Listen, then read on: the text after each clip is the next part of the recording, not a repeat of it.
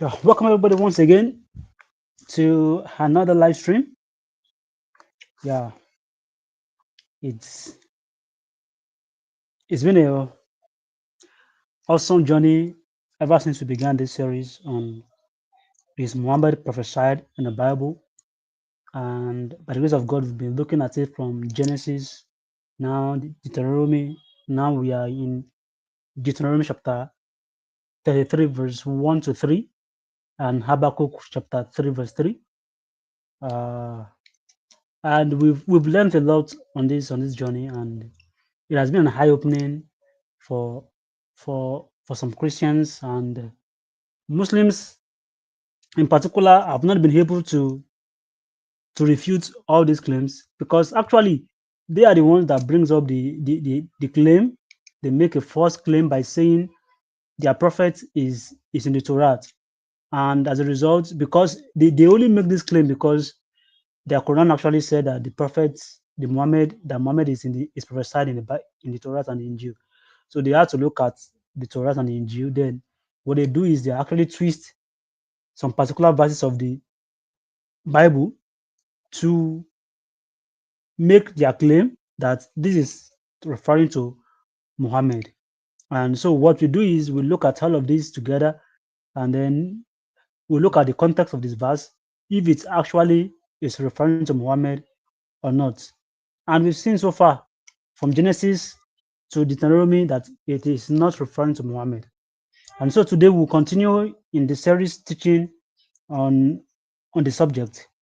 And uh, young Christian thoughts will be the one to take us on this journey.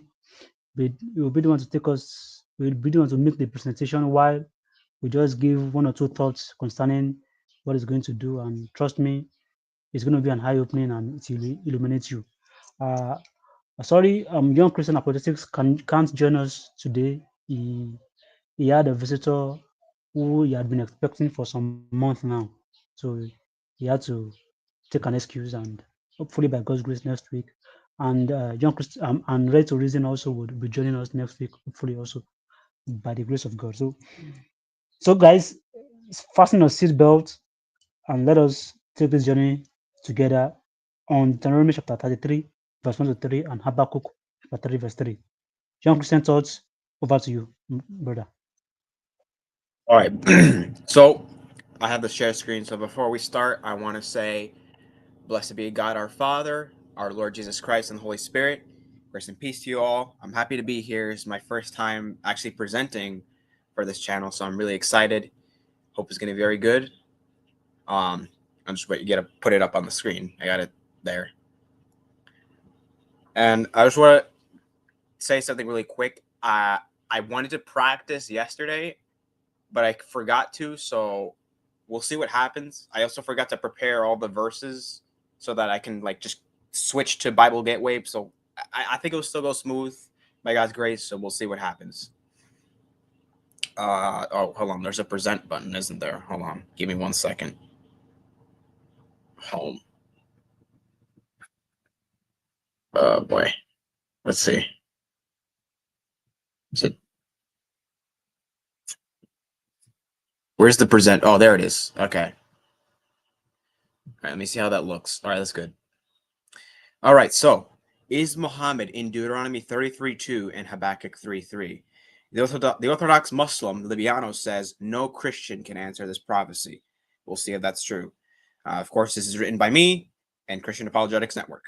Well, he didn't write it, but it's on his channel. So, yeah, subscribe. So, we're going to do a quick summary. So, we have Genesis 17:20 and Deuteronomy 18 have been already explained. Now we'll be examining Deuteronomy 33:2 and Habakkuk 3:3 together, which are parallel passages for Muslims. So both passages mention God coming from Mount Paran, and so they connect that to Muhammad, and we're going to see how they do that in a second. And we are doing this series because Surah 7:157 claims Muhammad is in the Bible. Specifically, it says he's in the Torah and Injil that is with you. So we have to examine the Torah and Injil, and if he is not there, then the conclusion is, well, therefore the Quran is false, right? So what I'm going to be doing here, we'll be summarizing first and steel manning each of the Muslim arguments.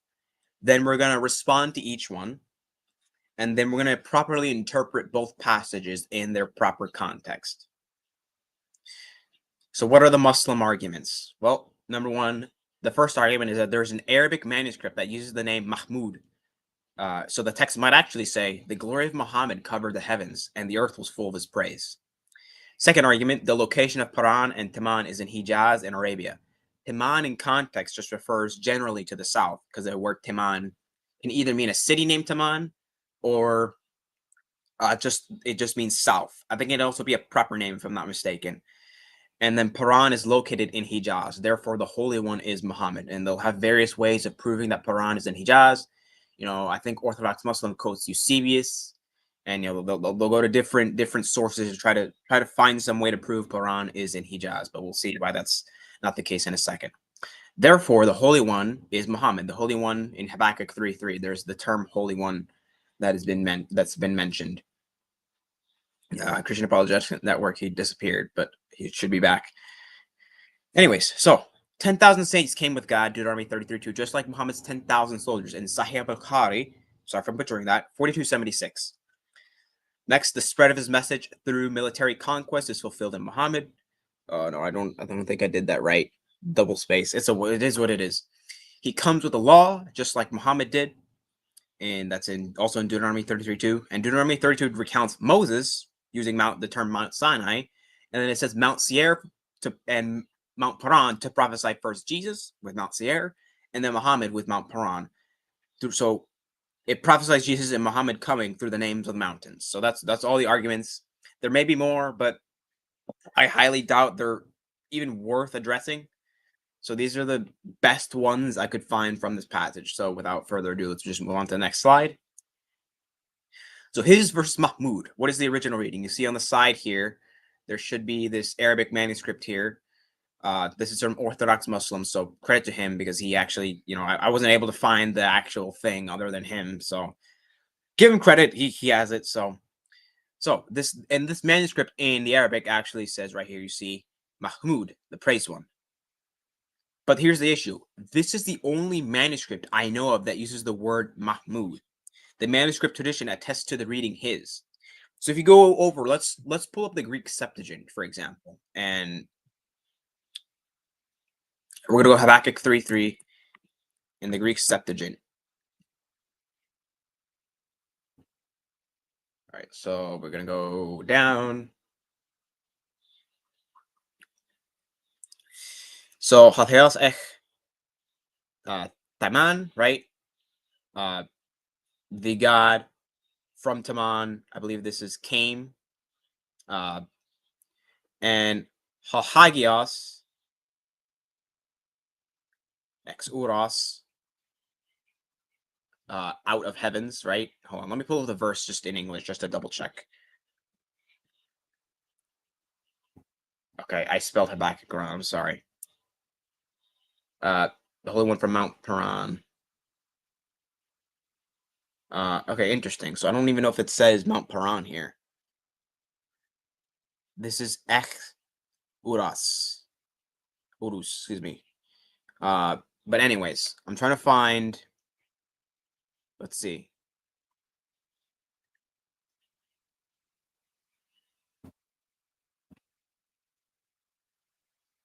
Okay, so there's heavens here, but there's no, so you see there, so look, this is, I believe right here, sorry for a little bit of a wait, but I believe this is the phrase here that has the phrase, his glory covers the heavens.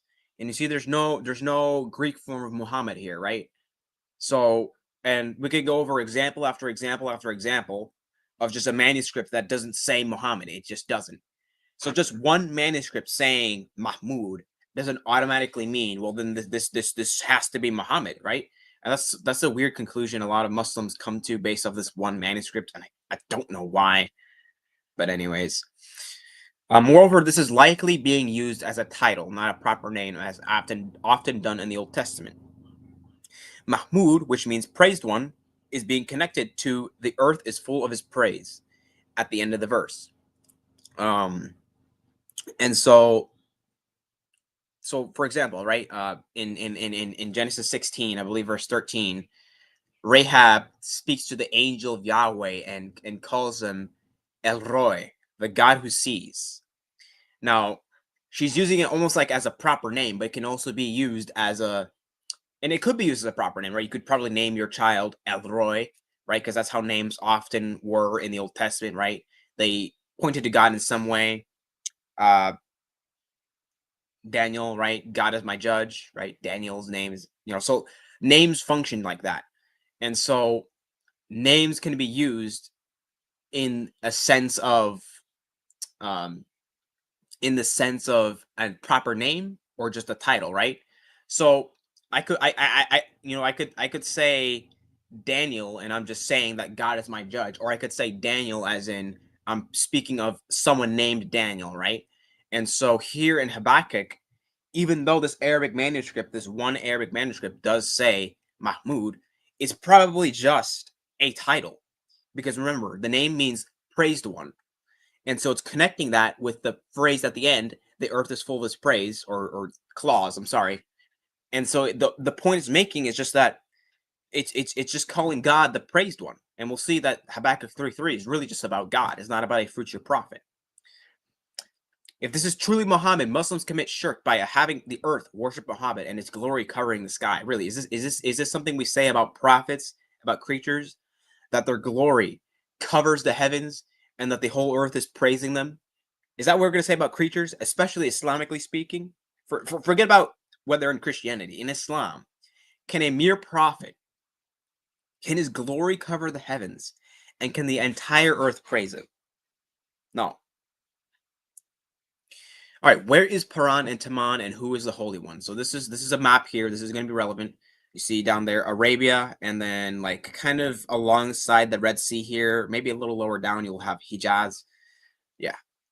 Anyways, so Taman and Paran are located nearer to Edom, where the Israelites wandered, which is what Habakkuk likely has in mind.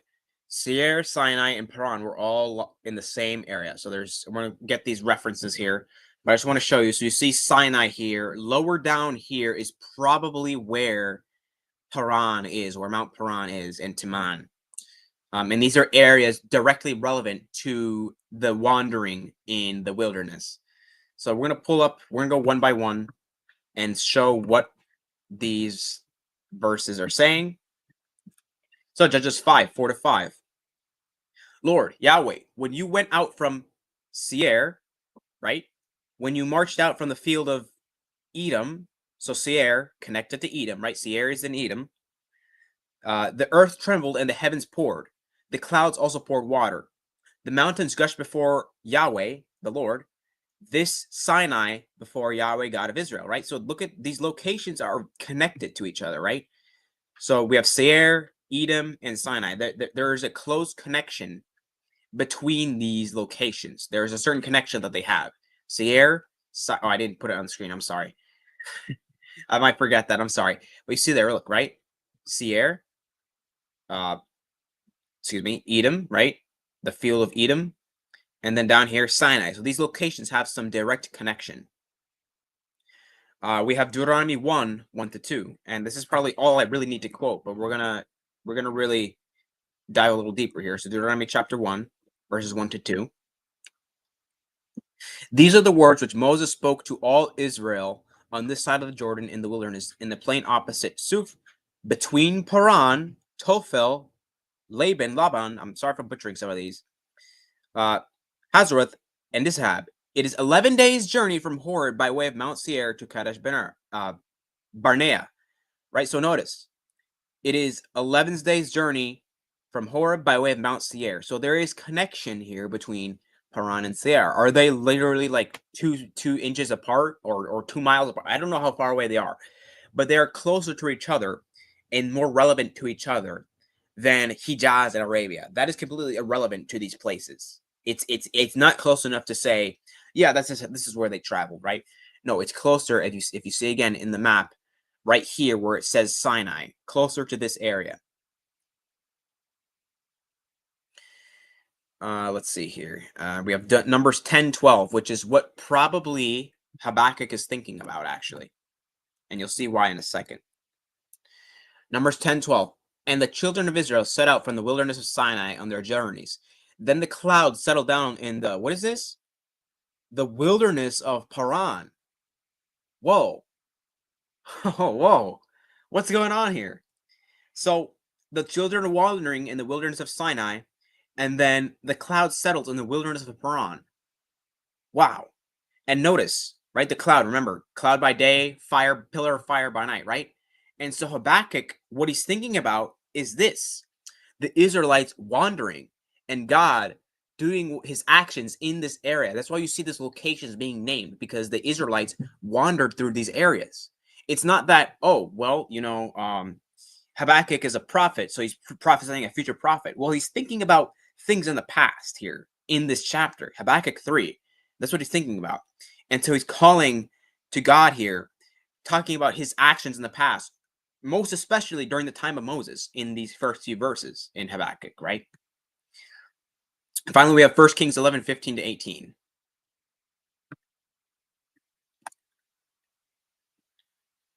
And then I'll show you just a few commentary stuff, but let's do this first. For it happened when David was in Edom, and Joab, the commander of the army, had gone up to bury the slain after he had killed every male in Edom, because for 6 months Joab remained there with all Israel until he had cut down every male in Edom. So we have Edom here, right? That Hadad fled to go to Egypt. He and certain Edomites of his father's servants were with him. Hadad was still a little child.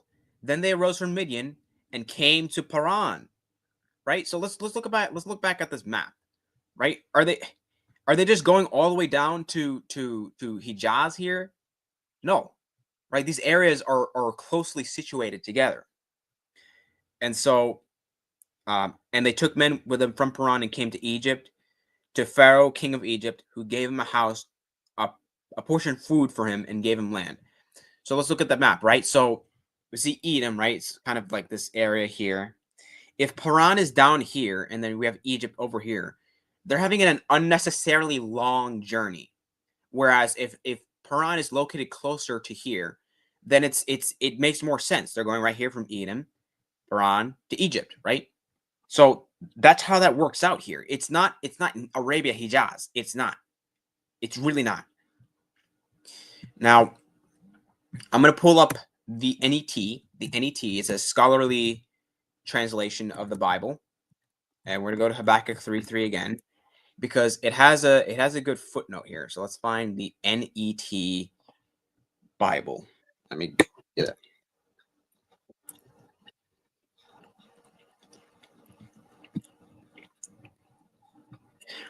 All right, here we go. So you see this footnote for Teman. Teman was a city or a region in southern Edom, right? So that is what Teman is. That is the note there. And this is also for Mount Paran. The precise location of Mount Paran is unknown. But like Teman, it was located to the southeast of Israel. Habakkuk saw God marching from the direction of Sinai, right? So the NET footnote is pointing out this area is closely situated to Sinai. And actually, I forgot to put it on the screen. So there's Teman footnote, and then there's the Paran footnote, right? Okay, let's see here. Oh, right, ESV Global Study Bible. That's what I wanted. Okay, give me 1 second. Let me get commentaries. Let's go over here. Geneva Study Bible. No, I don't want the Geneva Study Bible. We want this right here. Footnotes for Habakkuk 3.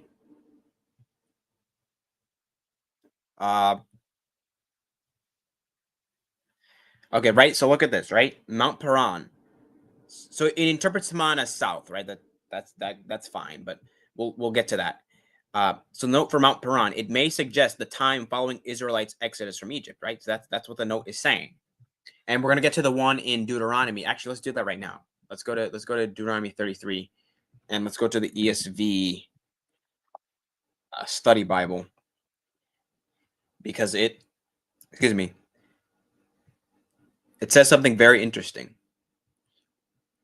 So this is the note for verse 2. Sinai was the mountain where God gave Israel the law. This is the only place in Deuteronomy where Mount Sinai is called by that name. Everywhere else, it is called Horeb. Seir is another name for Edom, right? Seir, where Sinai was situated. See Judges 5, 4 to 5. Sinai is in the area of Edom. Mount Paran was in the same area. Notice that, right? Edom. It's all connected to the area of Edom. And we just quoted Deuteronomy 1, 1 to 2, right? So these areas are connected to each other. They're not in a completely separate area in Arabia. These are areas directly relevant to the Exodus, to the wandering in the wilderness. Let's go back to the slides. Even if Teman just means south, this still fits with the idea that Paran is nearer to Edom, which is just south of Jerusalem. Look, here's Jerusalem up here, right? You have Israel, Jerusalem over here, and you go down, look at that. There's Edom, right? All this area, Edom. So this would not change the interpretation to suddenly mean Arabia, even if Timan just means south, because we already know that Paran is not in Hijaz. It is located nearer to Edom and nearer to Sinai than the Sinai Peninsula. Therefore, the Holy One cannot be Muhammad. So who is it? It's none other than God himself, who is the continuant referent in this verse, and God is considered the Holy One. So if we go back to Habakkuk, let's go back to NKJV. That's the translation I like to use. May change in the future, who knows, but I'm just sticking to this for now. So notice, right? God came from Timan. Who's the subject? God. The Holy One from Mount Paran. They say this is Muhammad. So let's say part 1, or so line 1, God, line 2, Prophet Muhammad. All right. Then the next stanza, you can say, his glory covered the heavens. Okay, so let's say line 1, God, and line 2, is this about Muhammad? And the earth was full of his praise. Wait a minute. Why are lines 1, 3, and 4 about God, but line 4 is now randomly about a prophet? This is a continuous reference to God. This is all verse 3 here, just the God of Israel, the Most High God, Yahweh, right? And so the Holy One is God. And I'm not gonna share all these verses, but this is so 1 Samuel 2:2, 1 Kings 19:22, Job 6:10, Psalm 71:22, 78:41, and 89:18, and so on and so forth, over and over again. God is actually called the Holy One. That is a title of God. I'm not gonna go over all those passages. And 1 Samuel 2:2 actually says that no one is holy like God. So it's a little different, but it's the same concept, right? And so so the Holy One is a title of God. Now, men can be called the Holy One. See Psalm 16:10. You will not let your Holy One see corruption, right? I believe it says. But here it is God, given the context. So I just want to clear that up. All right, that slide took a little while. But this one, let's refute the other arguments. So what about the 10,000 saints? The 10,000 saints are not Muhammad's army, but likely angels. So I'm going to pull up these passages. And commentaries will point this out. Like if you pull up a commentary, it's probably going to say this is angels. Let's go. Whoops. Let's share this tab. We're going to go Daniel chapter 7, 9 through 10. There's Acts 7, 3. I believe Galatians 3:18, right? No, 3:19. Sorry. 3:19. And then we have Hebrews 2, verse 2. Make another bite of my breakfast.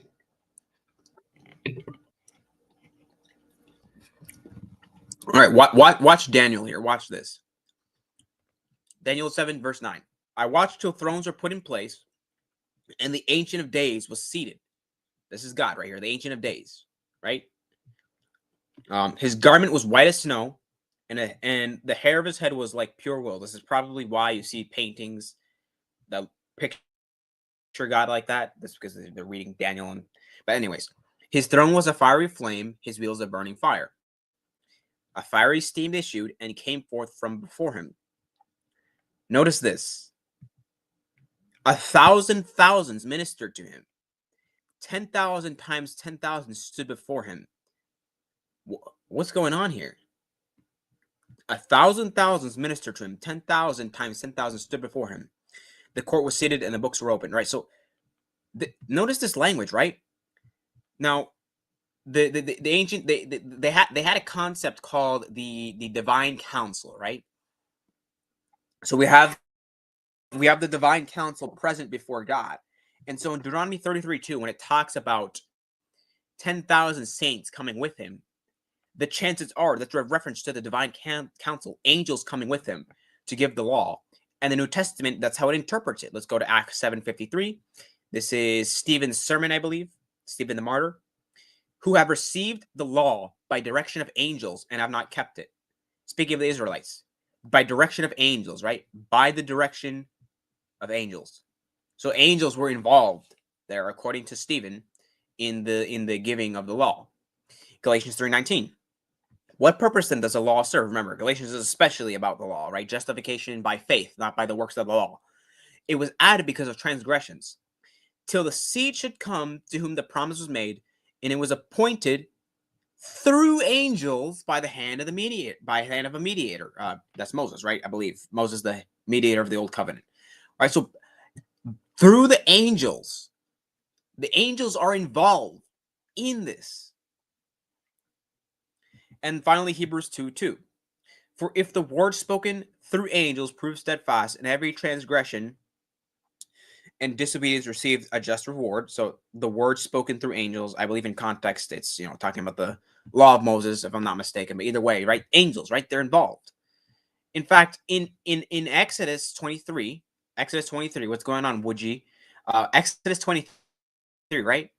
There now, I believe that angel there in Exodus 23 verses 20 to 23 is actually God the Son. But let's say, for the sake of argument, that it's just an angel, right? Because Muslims obviously do not want it to be God the Son. They're going to interpret it otherwise. So let's say, say for the sake of argument, okay, let's say that angel is just God's messenger, just God's agent, but he's not God himself. Okay, well, that angel there is mentioned being involved in Exodus in issues relating to it, right? So even in Exodus, it mentions that, oh yeah, angels get involved. Messengers of God do get involved. So the 10,000 saints, they're not Muhammad's army. It's just angels, directly related to time of Moses.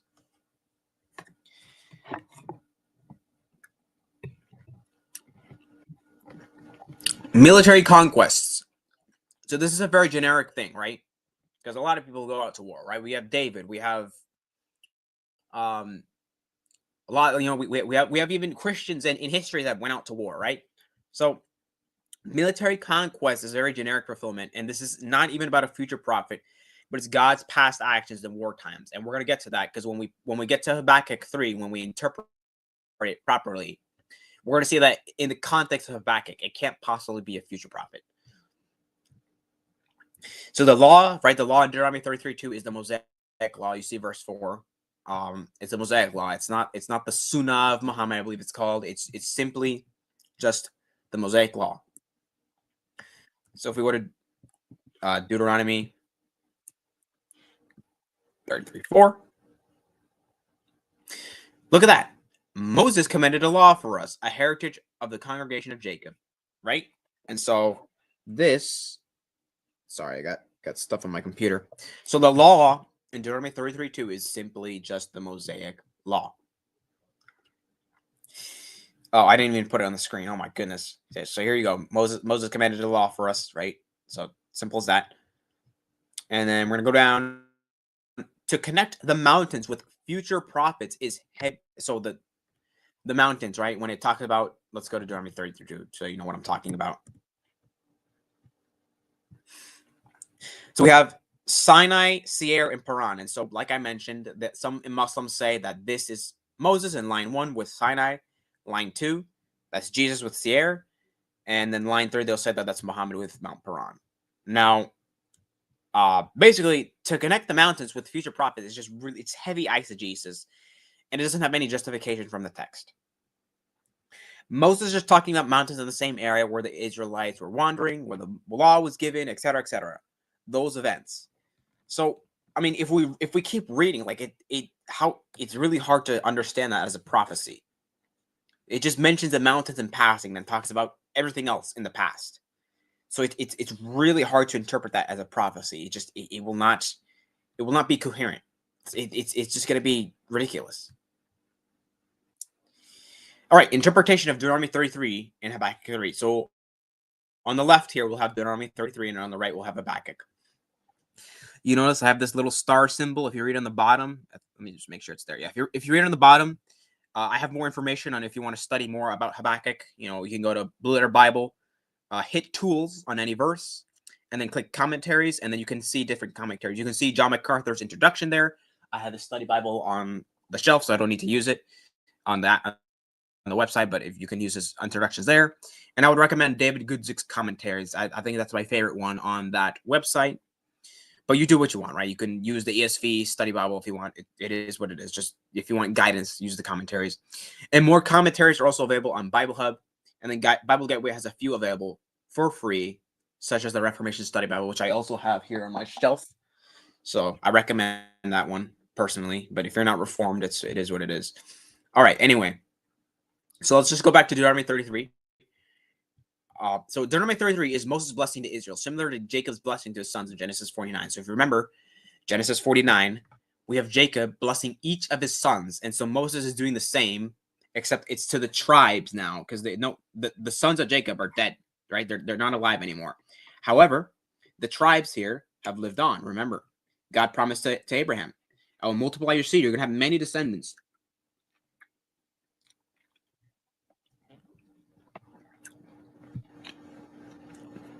Excuse me. That was a larger piece of egg I just got. God told Moses that, you're gonna have many descendants, right? More than the stars and the sand, right? Innumerable amounts, innumerable. And so verses 2 to 5 recount the past and how they received the law from God after being delivered, right? So it's sort of a summary, right? You got the law from Moses, and it's all in the past tense. It's referring to things relevant to that time. And then Moses gives his blessings on the tribes. I believe it's slightly different than Genesis 49 because I think it includes Ephraim and other things like that. But either way, it's similar.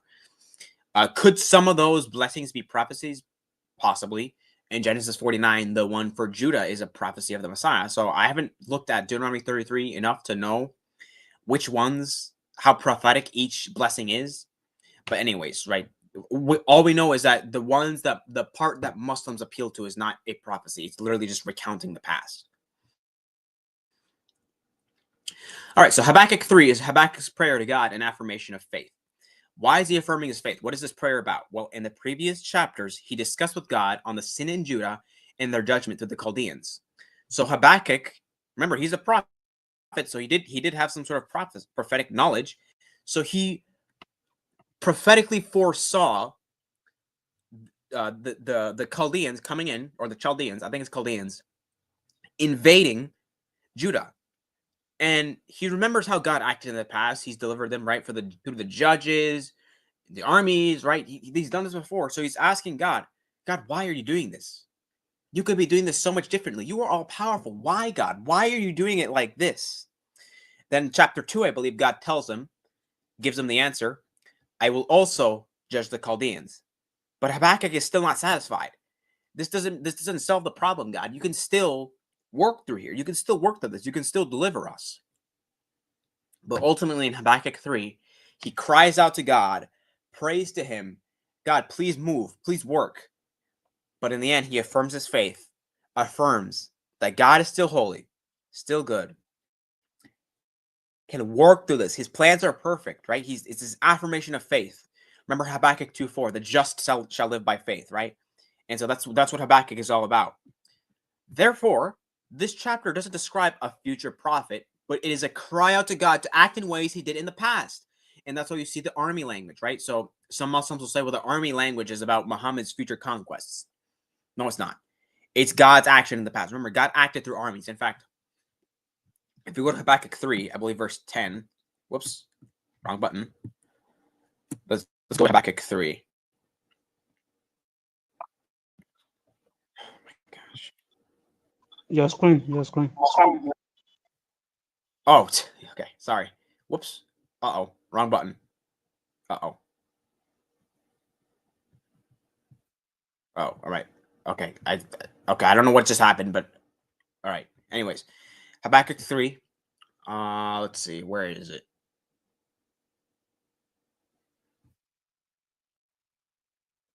Okay, look at this, right? Excuse me. Let's read verses 9 through 11. Your bow was made quite ready. Oaths were sworn over your arrows. Salah. All right, so okay, fine, arrows, right? That's still consistent with Muhammad, right? Now watch this. You divided the earth with rivers. Now I don't know if this is what it's talking, but it sounds a little bit like um the party in the Red Sea. I might not be what it's talking about. Anyways, let's keep going. The mountains saw you and trembled. The overflowing of the water passed by. Deep and the deep uttered its voice and lifted its hands on high. Now watch this. The sun and moon stood still in their habitation. Wait a minute. When did the sun and moon stand still? Sounds familiar, right? So I believe it's in Joshua 10. There's the story of the sun and moon standing still in the sky. Right? They asked God, prolong the day, and the sun and moon stand still. So Habakkuk, he's not describing the future prophet Muhammad from Hijaz that's gonna go conquer people and spread his religion by the sword. What it's describing is God's action in the past, working through the armies in Israel, defending them,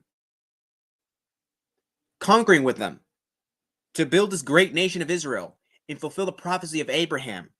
That's what this is about.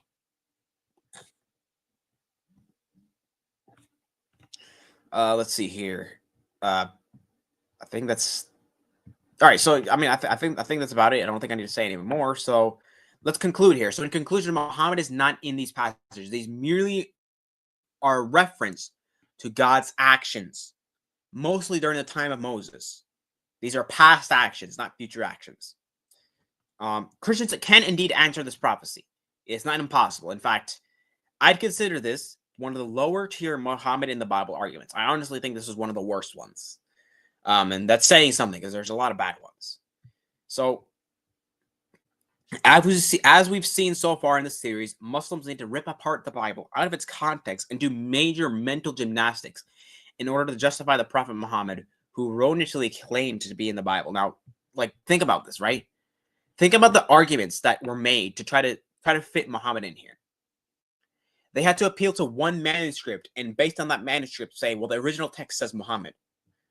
They have to try to jump through hoops and hurdles to make Paran be located in Hijaz. They have to do all this to try to make it fit with Muhammad. And that's what the religion forces them to do. Why? Because it claims that Muhammad is in our text, in our Bibles, right? I don't have my Bible down with me. So all right. Do I have no, I don't. Okay, so it claims to be in our Bibles, right? Our book. And so they have to try to find because the Quran cannot make such an error like that. That would be a blatant lie if it did. And he's not there. He's not. And that's a huge problem for them. So I want you all to stay tuned as we continue to refute each passage they use to prove Muhammad in the Bible. Until next time, God bless you all and goodbye. Yes, I know we're not ending the stream yet. I'd like to say that at the end. So don't I think I'm done here. So I will close my share screen. Christian Apologetics Network, if you have anything to say, go ahead. I'm going to try to finish my breakfast here really quick. Okay, all right. Yeah, that was a wonderful presentation, and it's it's an eye opening and it's enlightening enough. And I believe that everybody would, those listening would have one or two things to take home from the subject. And I mean, if you're a Christian, this is a call to you to rise up and defend your faith. It is, I mean, when you don't understand much of the Word of God, then you are bound to be deceived. And when you look at the scriptures, the Antichrist, one who is going to come, that's going to deceive the whole world. One of the reasons why he would be able to deceive some people, or most people rather, is because they are ignorant. They do not know God. They do not know their Bible or their scriptures as they ought to. Definitely, if you are not grounded in the Word of God, it will be easy for a Muslim apologist, imams, or sheikh to come, quote Habakkuk 3:3, quote Deuteronomy 33 1 to 2, and then show you, look, this is about Muhammad. And then because you do not know your scriptures the way you ought to, then you fall for the trap and they say, wow, so the Bible speaks about Muhammad. Then you you you are half guard. But I can tell you that with what young Christian thought has given to us and has shown to us, we can see that those passages in no way prophesied about an Arabian prophet who's going to come. And bless his heart, he showed us the map of of the of of of the Arabia Peninsula and that of the Palestine. Then we saw how close Teman and Paran are to Jerusalem.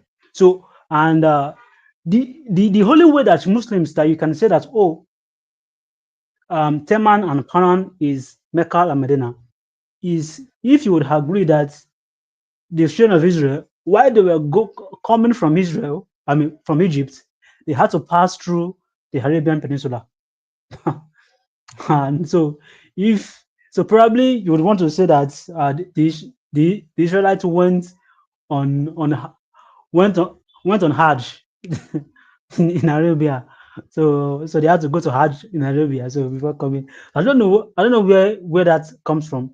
But this one thing I can tell you is that if there's ever a place where Habakkuk prophesied about Muhammad, and I which I'm going to agree with you, that will be in Habakkuk chapter 2, verse 12.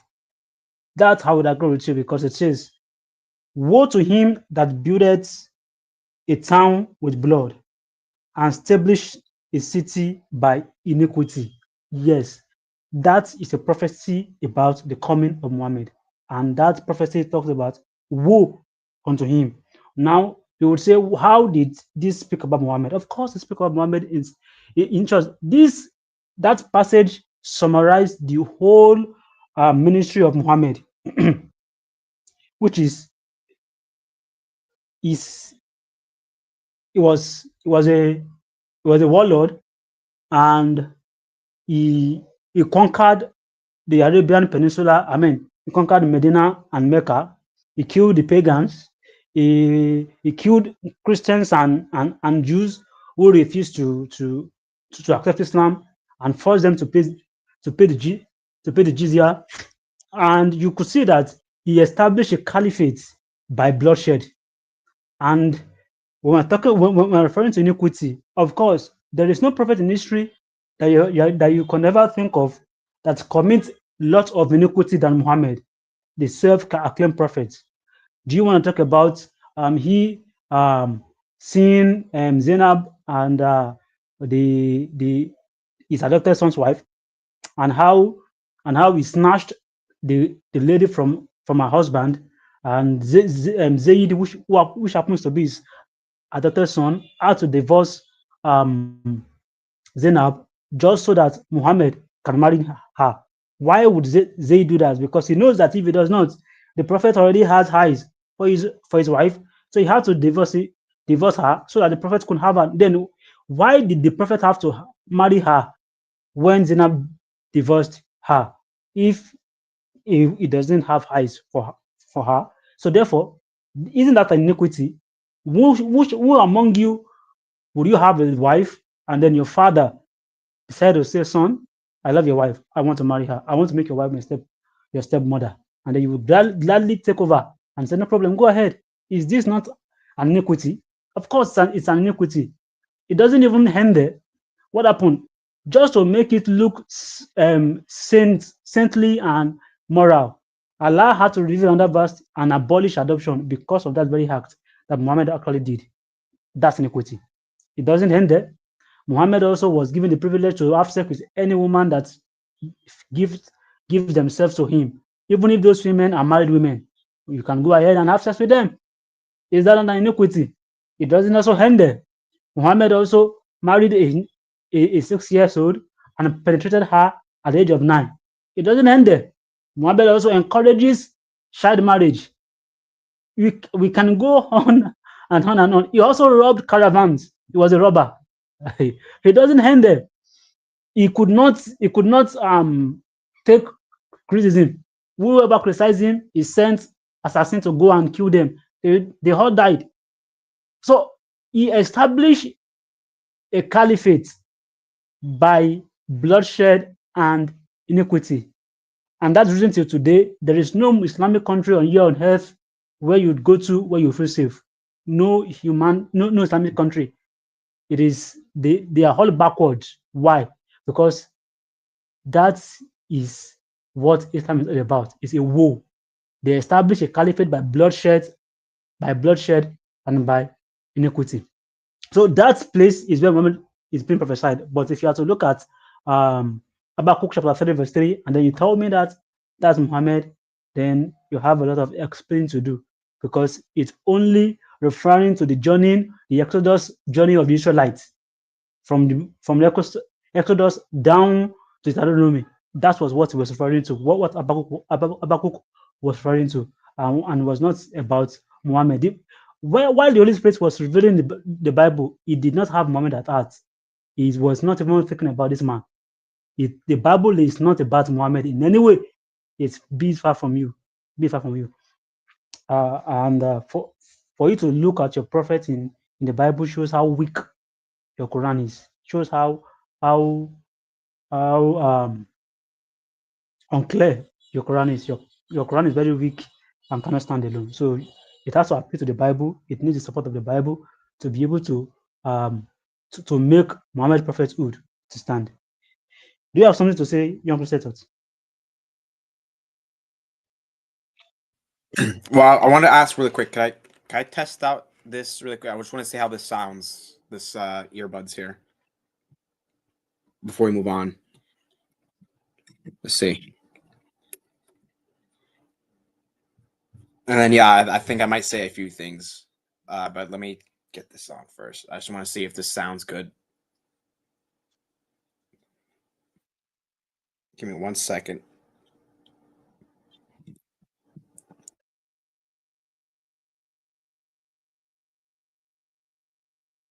Am I still here? Yeah, I can hear you. Does it sound good? Okay. Yeah, definitely. All right. All right. Then I'll use this for now because. So yeah, you notice that the Quran seems to depend on the Bible, right? Now, Muhammad in the Bible is just one of those arguments. You can also try to appeal to, maybe the Islamic dilemma or the fact that the Quran talks about the gospel in Torah, but if it's all lost, then you can't seem to identify that, right?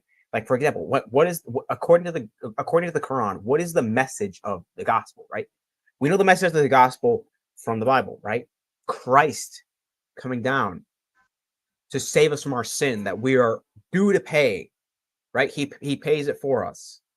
And so when we believe upon him, upon Christ, upon the name of Christ, we receive everlasting life. And Paul summarizes it in Romans 1:16. For I am not ashamed of the gospel of Christ, for it is the power of salvation to all who believe, to the Jew first, and also to the Greek. That is the gospel summarized right there. And so we know because it was proclaimed by Christ, and the apostles continued to proclaim it. So we know what the gospel is. But what is the gospel according to the Quran, right? So things like this, the Quran seems to depend upon our scriptures to identify certain things. And Muhammad in the Bible is one of the worst ones for them because it's just not, he's not there. He's not. These prophecies that they try to rip out of its context, they're not thinking about an Arabian man to come years later. These prophecies are there's always a context to them that is being ripped apart, and that's a major problem for Muslims. And I just want to say, if there's anyone listening in the chat, I mean, the link is in the description. I'm happy to discuss this here. Right, we're happy to discuss this. Or if any Christians have any questions, right? I'm here. I'm available for pretty much the entire day. I think. I hope so. I mean, we're not going to be here the entire day, But if I had to, right, anyway. So Yeah, I mean, they can actually drop any message in the community group. I mean, the community, so we can um, answer them there, even if probably they later on come and then they have few questions. So the community is there; they can just drop the message, and then we can discuss about it. And I would like to also say, because I there's a saying in my country. They say, use your brain, it is not an insult. So when you are asked to use your brain, it is not isn't an insult. You are only asked to think deep, logical, so that you can understand this concept or what they are saying to you. Don't be emotional about it. Don't let religion cloud your judgment. Just think thoroughly. Now, your Muslim sheikhs, your apologists, your scholars are going to tell you that that Muhammad is prophesied in the Bible, and they are going to bring Habakkuk 3:3, and they are going to bring Deuteronomy chapter 33, verse 1 to 32 for you and to read. Especially, they will bring Deuteronomy chapter 33, verse 2. Now, once you read, then after they've read, they said, do you see right there, Paran? Mat Paran, yes, that is Muhammad. He's talking about an Arabian prophet.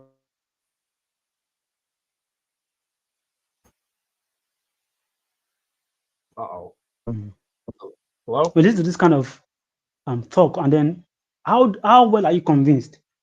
The first question is to ask is that what is the build up of this verse? What is the context around surrounding this statement? You cannot just bring one verse and say, look, this. You see, the Bible is not like the Quran. When you read the Quran is not systematic. Is as if it's as if a toddler is speaking. So they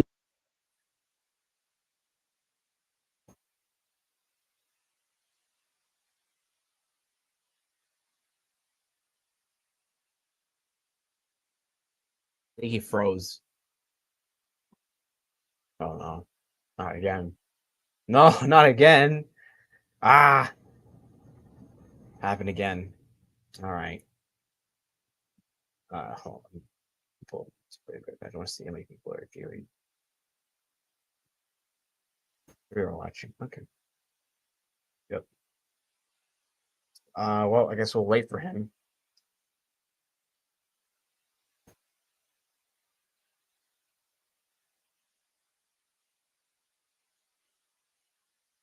We got more coming in the way, folks. This is going to be like a weekly series for a few months. Oh, there he is.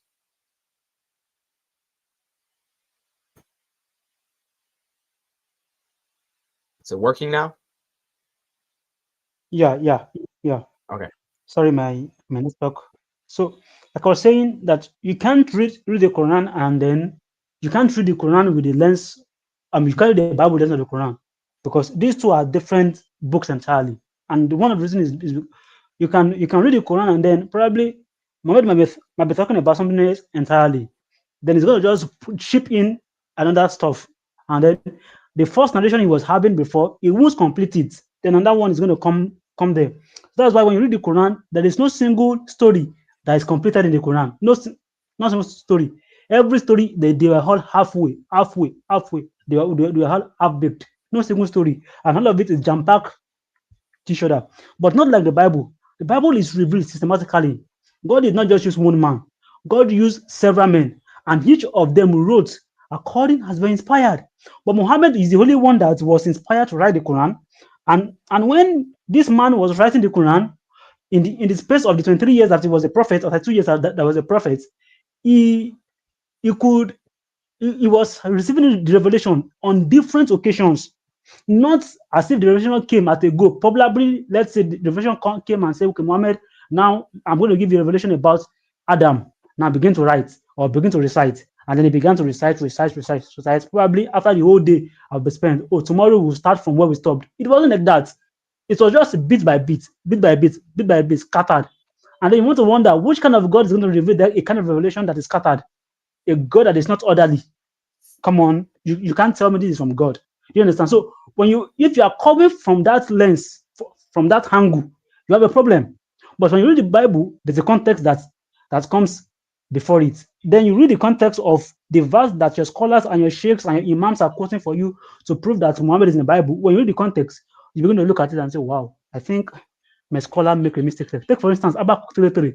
When you read from verse 1 to verse 3, instantly you would know that this wasn't referring to a human prophet. You don't need anybody to tell you. You don't need the prophet. You don't even need your sheikh or any scholar to tell you that this was referring to a human prophet. You don't need anybody. You know, this is more than a human prophet because his splendor and his glory is on the earth and in heaven. They want to look at it and say, wow, this cannot be Muhammad. Okay, this cannot be Muhammad. And when you look at Deuteronomy 33, verse 3, then when you look at the context also again, you begin to wonder, oh, if this is Muhammad, so that means Muhammad is the God of Moses, isn't it? Because it talks about God descending from heaven with 10,000 of his saints and descending on Mount Paran, and then it is the Lord, and the Lord is Yahweh. Then if the Lord that descends is Muhammad, it makes Muhammad the God of Moses. Then you want to ask a question, ask a scholar, or you want to think by yourself, is Muhammad the God of Moses? Then there's no. Then reading the context alone, then you see that there's a problem that that they only want to twist it or they are only forcing Muhammad into that text. And the question comes again, and they will tell you, "Oh, don't worry, that verse is corrupt. This only verse is not corrupt." Then you want to wonder yourself and think. Just a verse before this verse is corrupt, but this one is not corrupt. Then how do you know that this is not corrupt? You cannot eat your cake and at the same time have it. Like I usually say, the Bible is not the one. I mean, the Quran is not the one to confirm the Bible. No, no, no, no, no, no. It is the Bible that confirms the Quran. So whatever the Bible did not say, I mean, whatever the Bible say, and whatever the Quran says, you need to go and check up in the Bible, because Muhammad actually referred the Muslims back to the Christians and said, look, go and check them. Those that have read the book before thee. So it is not the other way around. It is not the way that today's Muslims are taking it and saying that, hey, whatever the Quran says, the final. So whatever the Bible says, we need to judge by the Bible. No, no, no, no, no, no, no. Muhammad said, judge the Quran by the Bible. Go and check the Bible. If you are in doubt of anything about anything, go and read those. Go to those that had the scriptures before thee. So therefore, so when you are saying that this verse is corrupt and this is the book that you are to use to judge the Quran, then the Bible is superior to the Quran according to the standard of the Quran. So therefore, you have to throw the words of your prophet away. I mean, the words of your imam and your sheikh and say, no, it is wrong. It is this book that judges this book. This one is right. This one is right. This one is wrong. So you have to rewrite the Quran using the Bible. Do you have anything to say, young Christian thoughts? I think you hit it on the nail, right? Both verses say God came, right? Oh, that's it's not Prophet Muhammad. That's God, right? It's simple as that. What's going on, Aldine? Aladdin, welcome. How are you, brother? How are you? I'm here because your partner is not here, because your partner is always high blood. So therefore I join you. So me and you can have a really respectful, quiet discussion. So you are saying that the Bible, Quran says you have to, go to the Bible. If you want to ask, go back to the Bible. So you're trying to prove that, whatever you point. So if you want me to discuss with you, I will discuss with you all those verses that you will quote from the Holy Quran about the Bible. Like you said a while ago, the Quran said, if you want to judge, go to the Bible. Can you show me what does it say that, please? And let's be honest, okay? Quiet, Okay. calm, and be honest. And I will discuss it with you with all love and respect, if you wish. Okay. Thank you, Aladdin. Thank you for joining. So I would want us to discuss on the subject. Is Muhammad prophesied in the Bible? We're looking at Deuteronomy 33, verse 1 to 2, and 1 to 3, and Habakkuk I'm sorry, 3. brother. I'm sorry, brother. Can you repeat again? No, I'm sorry. I really sometimes find it very hard. Honestly, with all the respect to Okay. you, I don't mean to be disrespectful. Okay. Sometimes I find it hard Okay. to Let me understand your English. So can you please speak okay. Let me slowly? slow. You just said, did you Okay. just say that the Quran affirmed the Bible? Did you just say that? You said Can I that? speak now? Okay. No. Did you say the Quran affirmed the the Bible? Please. Yes, the Quran asked the Muslims to go to those of the scriptures if they are in doubt of what the Quran says. That's what I said So before you can came. you show me where does it say that, please, if you don't mind? Don't you know where it is in the Quran? No, no, my friend, that's your claim. That's your argument. So you present me the evidence, so I will discuss it with you. Don't tell me if I know it or not. That's your claim. So please present me the evidence, so It, I will discuss with you it is about not the my evidence. claim. It is not my claim. It is what the Quran says. But we are not discussing about what the the the authority of the Bible and the Quran. Our discussion today, okay, hold on about Aladdin. Our discussion today is on Habakkuk 3, verse 3, and Deuteronomy chapter 3, verse 1 to 3.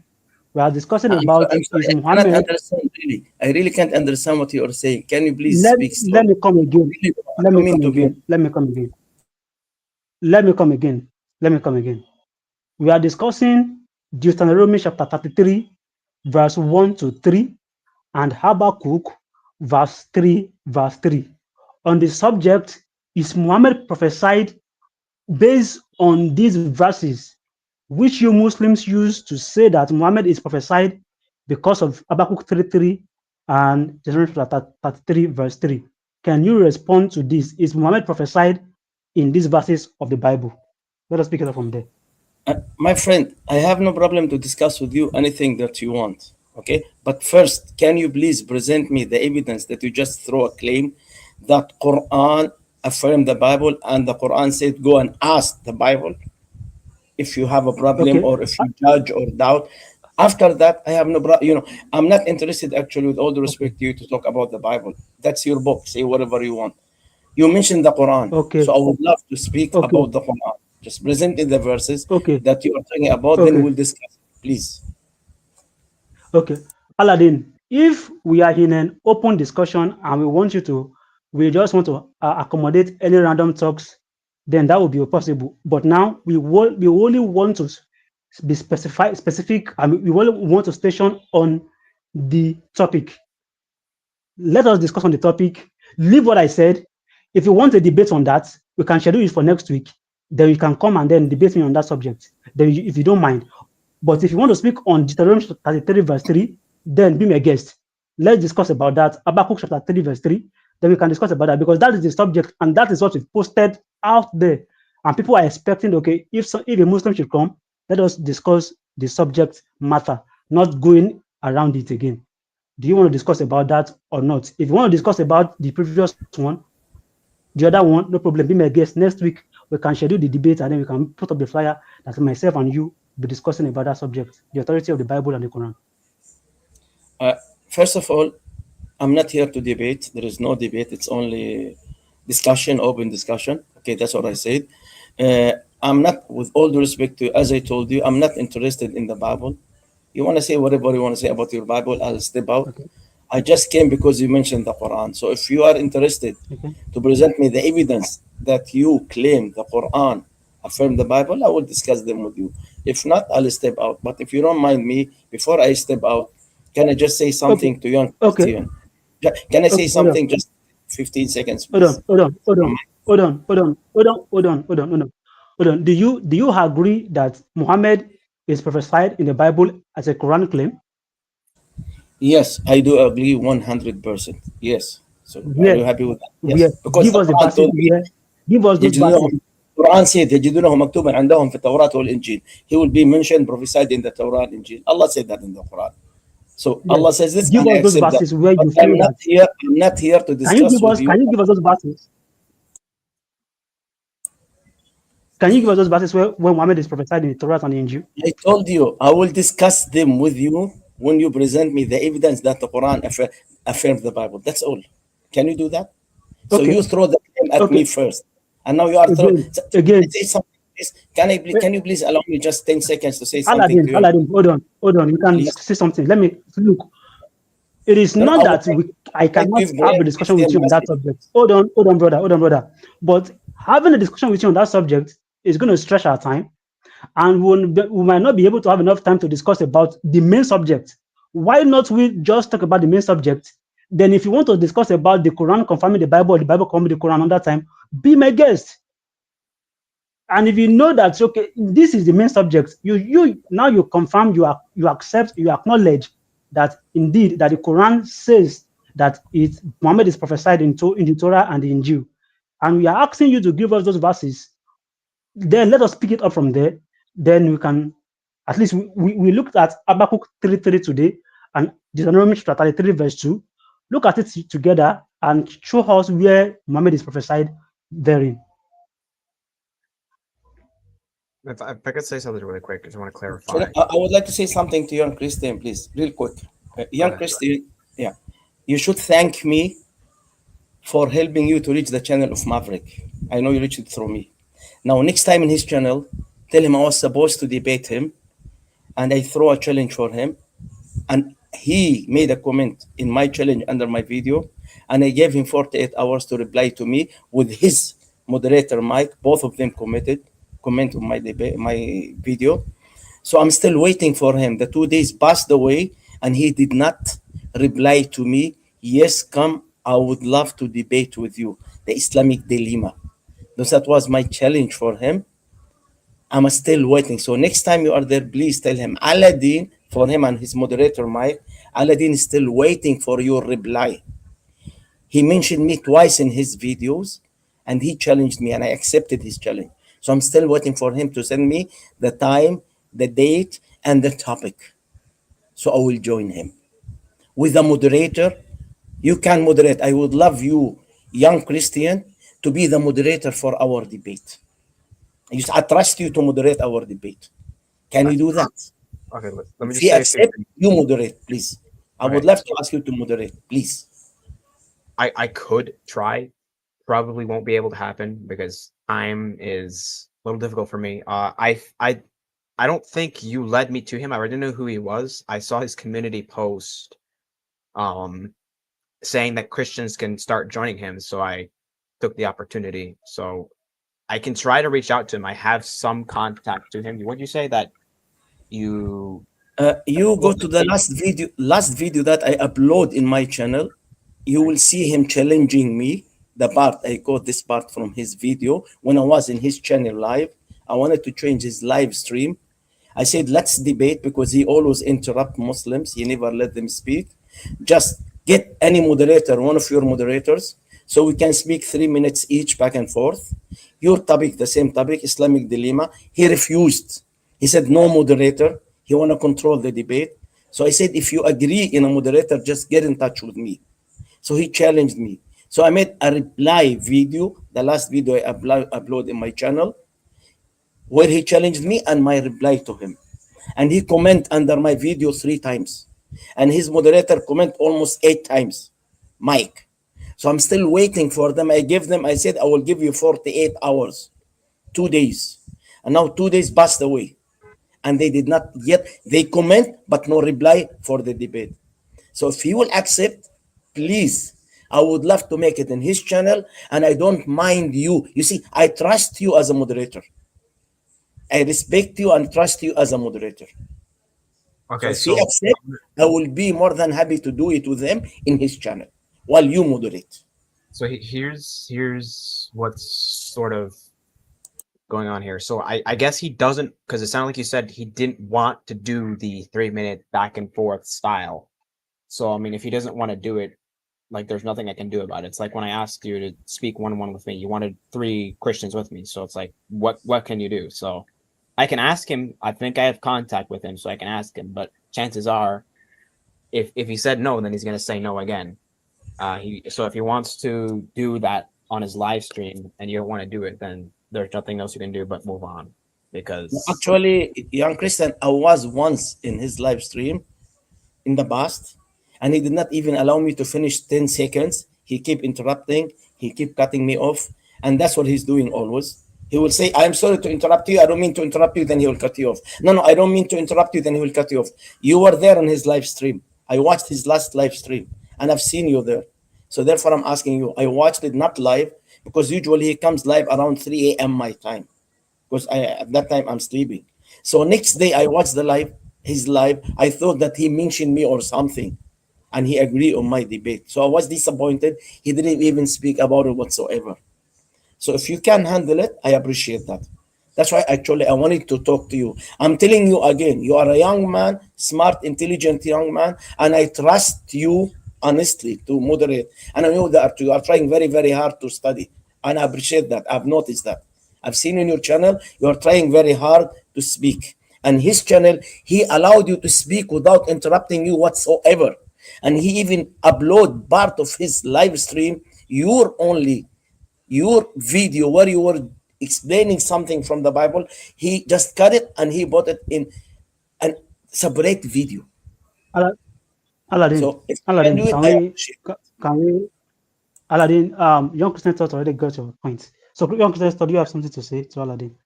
Yeah, I will try. Look, I know we've had our issues in the past, Aladdin, but I will try to reach out to him. But I can't promise that he's going to agree because Brother Mamrick is his own man, and so he's gonna make the decision for himself. So I will try. I don't think I'll be able to moderate, unfortunately, just because of time, and I don't think I would want to moderate there, unfortunately. So I will. We'll see what happens. Let me write this down. Gotta write it down somewhere else. Just, Let me get it. just make your thoughts, young Christian thoughts. I think you have something to say before. I mean, if we're gonna do Habakkuk 3 and Deuteronomy 3 through 2, I'm happy to talk right now. Let me write this down really quick. Aladdin, so what do you say to what young Christian thought said? Are you ready to do Habakkuk 3, verse 3, and Deuteronomy 3? With all due respect to you, I'm not interested to talk about the Bible, but I can give you dozens of All prophecy right, about Prophet Muhammad, including those all two. right, no I problem. can even, with all due respect to you, I can even give you the original manuscript where you can see the word cave Hira in your Bible, which I'm sure Yes, that you don't know anything yes. about. That's Isaiah From 29, from 12 in from the Rashi, You see, if from you go to from the Rashi. original, it says the cave of Hira. Yes, Exactly. I was saying And it by says Rashi. peace and blessing. It says peace and blessing be upon him in the cave of Hira. Did you know that? Yes, So very, original see, if I manuscript. want to discuss with you, I can show you many things actually, and I can show you even the name Muhammad. If you go back to the original Hebrew, Yes, let which us is look at it now. I'm Come telling on, you, show us. You want to? which is Itmok, which means Muhammad. But I'm not interested in this topic. I can't You're not talk with you about. interested. I'm Wow. not interested in the topic. Young Christian Okay. thought, make your thoughts, please. Let's take this one at a time. So you said cave of Hira in the Bible. I'm assuming you're referring to Isaiah 29, 12, which talks about something about the book being a book being given to someone, and he says, "I cannot read." And some Muslims make the point that, well, in Codex Sinaiticus, it says something along the lines of Hira, and so they say it's the cave of Hira. Now the problem is, number one, if you were to translate that literally with cave of Hira, it would, and let me pull it up really quick because I wrote it down somewhere, but it would sound really awkward in English. If you're not referring to Isaiah 12, then I'm sorry, but that's the only thing I can think of that sounds like that. So give me 1 second. Where is it? Isaiah 29, 12.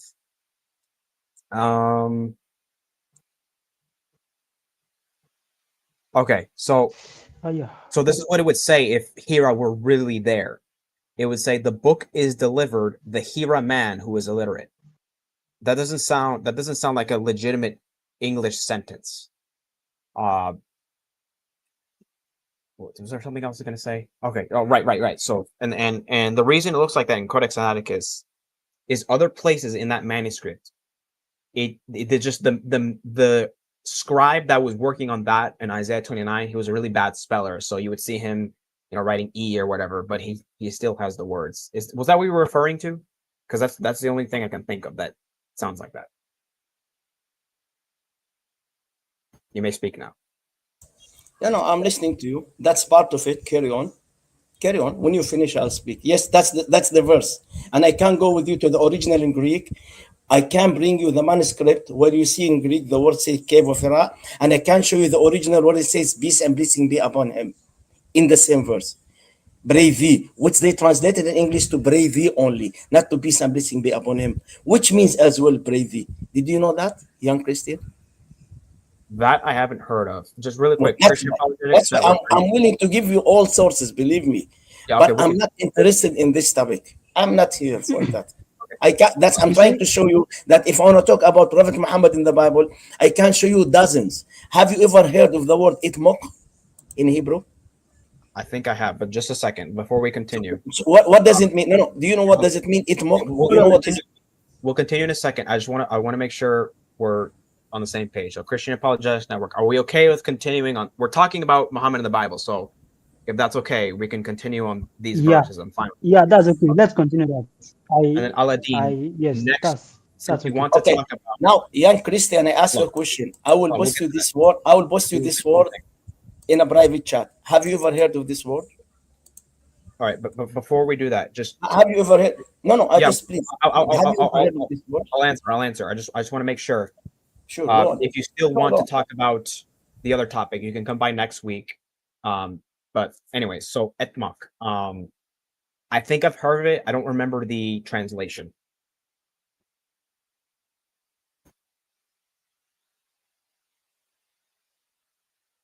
So if you can go ahead now. By the way, if you put this in Google, Are you there? look for the meaning. Put it in Google Translator, and you see the translation by yourself. Not me. Do it by yourself now. I'm advising you if you have time, do it. That's my tip for you. And you know what we'll Literally get? now. What what what what point do you want to make with FMOC? Excuse me, Christian. I will just I mean, you don't know it, right? So that's why Uh, I'm asking to do something. so I it don't put know it in Greek. Russian.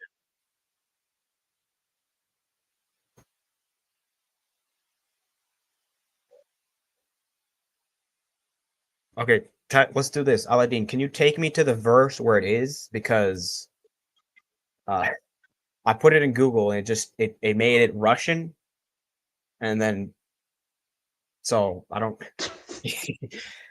I don't I don't know if I did something wrong. I copied what you put in the side chat and put it there, but it's like, is there another way we can do this to where we can find what you're talking about?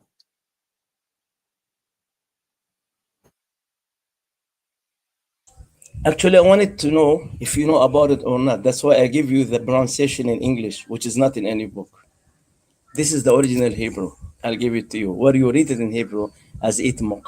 I just gave it to you in English letters, but the word in Hebrew, this is the word in Hebrew, itmok. Can you put it in Google Translation? Okay, there we go. Put it in That should Google Translation. yeah. Let's do that. Just I want you to do that. I want you to see this by yourself.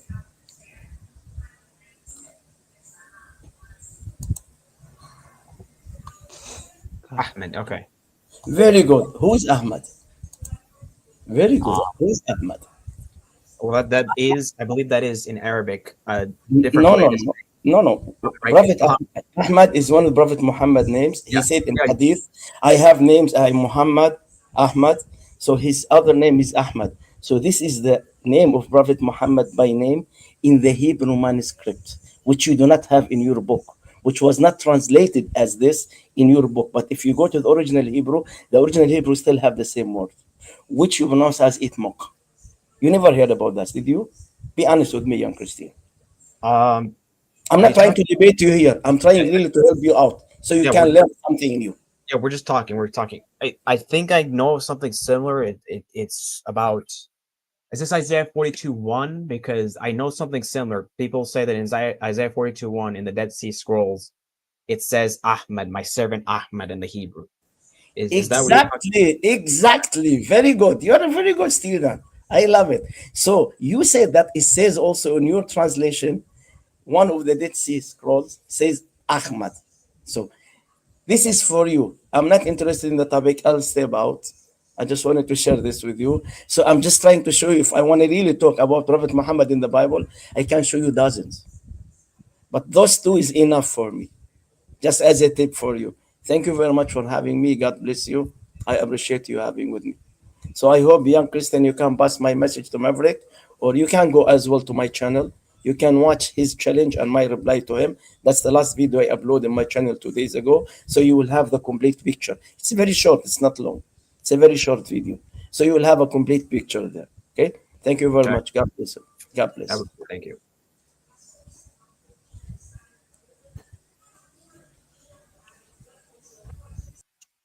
quickly.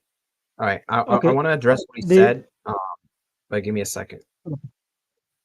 go on. And I mean, maybe he'll talk about it another time. So we'll see how he defends himself another time. We weren't able to stick to it, but it is what it is. I'm not going to force him to stay here because he, if he doesn't want to talk, it is what it is. I'm not going to force him. So here we go. Dead Sea. This is Dead Sea Scrolls English. Here's my servant whom I support, my chosen in whom my soul delights. I have placed my spirit upon him. So here's my servant whom I support. There is literally, there's no footnotes here. This is the Dead Sea Scrolls in English.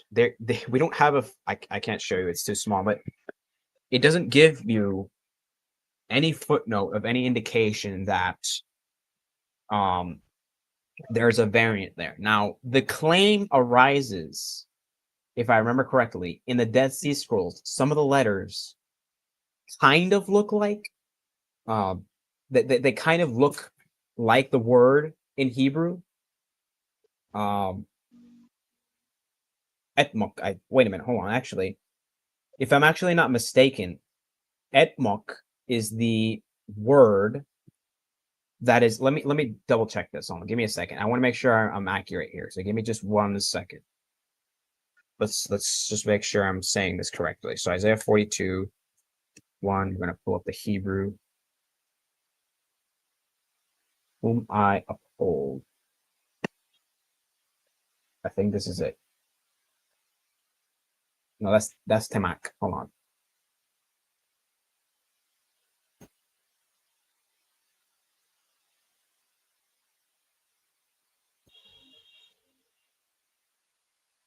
Is this it? Okay, I this is a little weird. All right, I don't. Maybe he was confused. Maybe he was saying that Dead Sea Scroll passage says etmok, which is a form of a way to say Ahmed. I don't remember the exact information because this was like a few months ago I saw this, but he would say that would mean, basically the argument would be here that the original text says, "Behold my servant Ahmed, mine elect," and then continues. But the issue is that fly buzzing around. So depending on the era or time in when a manuscript is written, handwriting will be different, right? So, I mean, look at let's zoom in a little bit here. So, I don't think I can. Oh, there we go. I can zoom in. So, not every manuscript is going to look exactly like this, right? You're not. It's not going to be like this computer generated, right? There's handwriting. Even me, my handwriting's horrible. So, I mean, I could. Is my stuff here like my journal? I don't think it is. Oh, is this mine? This is mine. I don't know if you can read this. Probably can't either way, but you see my handwriting is horrible. Oh, I was talking about socialism here. Wow. So, handwriting can be different. And so that manuscript, when you look at the words, I mean, sure, they might look a little bit like Ahmad in Hebrew or Etmok, but it doesn't mean literally it's not being written there as Ahmad. It just looks a little different in the handwriting. And so, I mean, when you look at the letters, they don't look all that different. They look slightly different. Hamad, yeah, we'll get to that. That's Haggai 2:7. So the letters might look a little different in the Dead Sea Scrolls, so that's just because of handwriting. It's still the same letters, and they don't look radically different. Hamad, right? So that's Haggai 2:7 that David J. Bonnet is talking about. Haggai 2:7. I'll pull it up.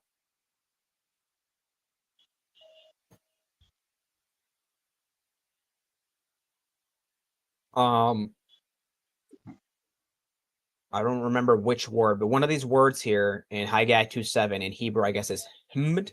Hamd. I don't know. It's HMD if you transliterate it, I believe. Correct me if I'm wrong.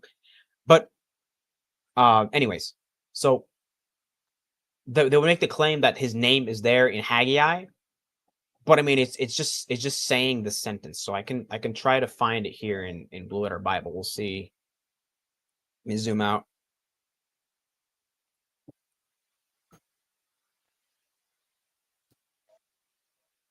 And I mean, Christian Apologetics Network is also, it's up to you if you want to do the next week the Islamic dilemma as a topic or something. It is. I'll do whatever. But let me see if I can find. I don't remember which word it is they say. Is this it? No, that's not it.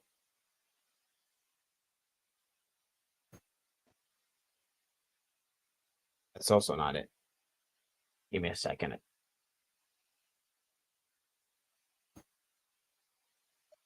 That's it.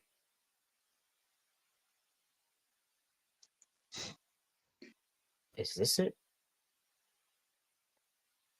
Okay, I don't remember what one of the words. I haven't looked at this one. I've heard of it, but I didn't really look into it. But Tagai 27, there's a claim to make that there's a word that is the name Muhammad there, but it's like the verse is talking about something related to the context of Haggai. I don't know.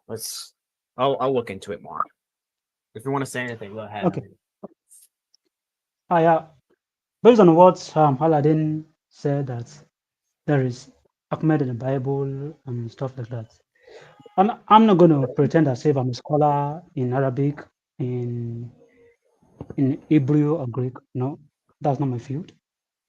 I'm not going to do that. But this is what I'm going to do. This is what I'm going to say.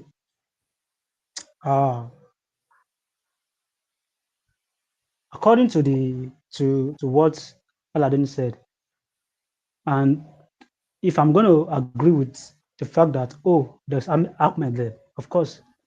There was a time when Muslims parroted this saying, I say Mahmadim, and as a result, Muhammad is in the Bible, and then some folks who are ignorant took that up.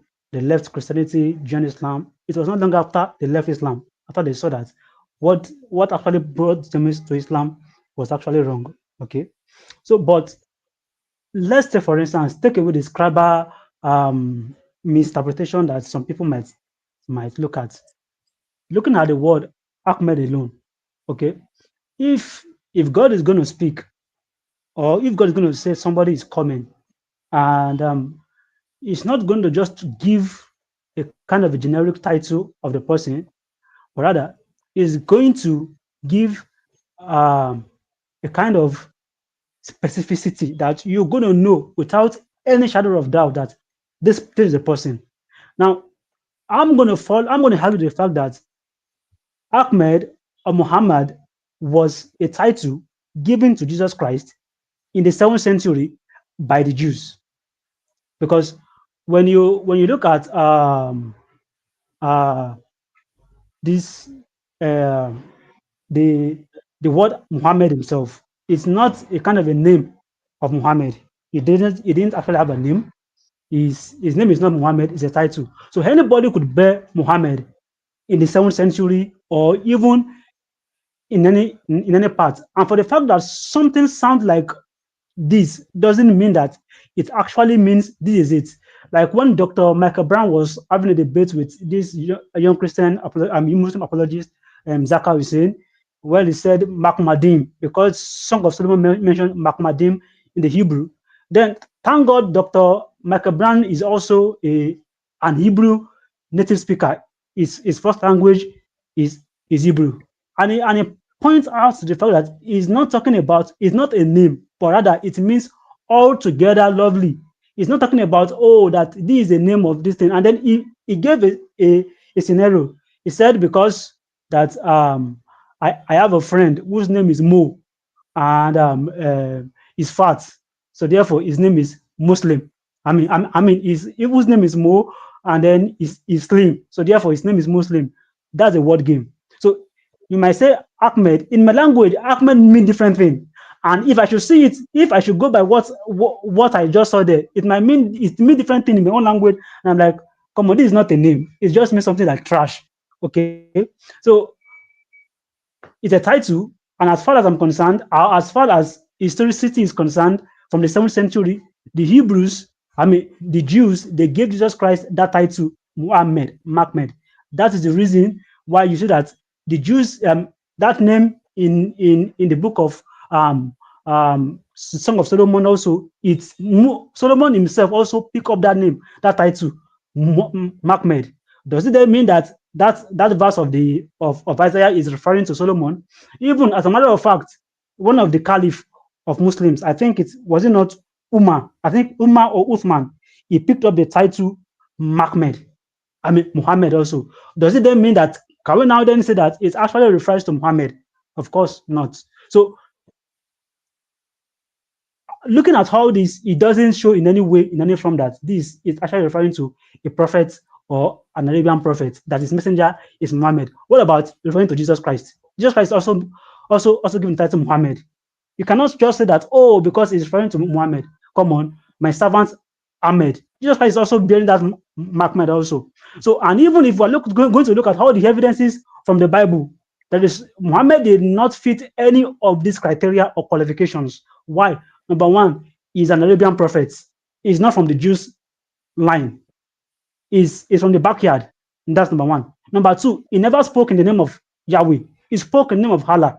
Number three, he never agreed to the doctrines of the previous prophets, which is, we are all children of God. He said, no, we are not children of God. As a matter of fact, he cleared the misconception when Allah says, look, that Allah is not born, neither he was not begotten, neither does he have any sons, which means that he was saying that we Jews and Christians, we believe that we are sons of God. He said, but no, it is not so, which means that it goes against the doctrine and the teaching of Moses, of the previous prophet. In Deuteronomy chapter 14, verse 1, we saw it there, where Moses says that we are the children, that the Jews are the children of God.